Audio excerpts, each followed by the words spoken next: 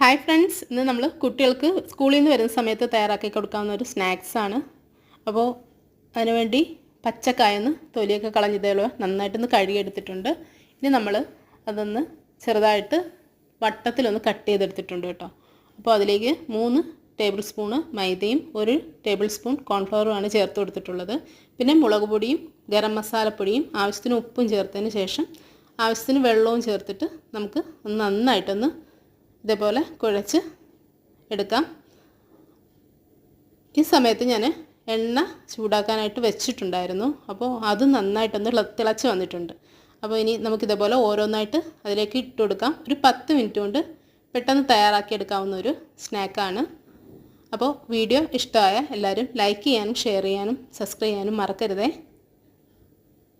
അപ്പോൾ നെക്സ്റ്റ് വീഡിയോയിൽ കാണുന്നവരെ എല്ലാവർക്കും എൻ്റെ താങ്ക്സ്. ബൈ.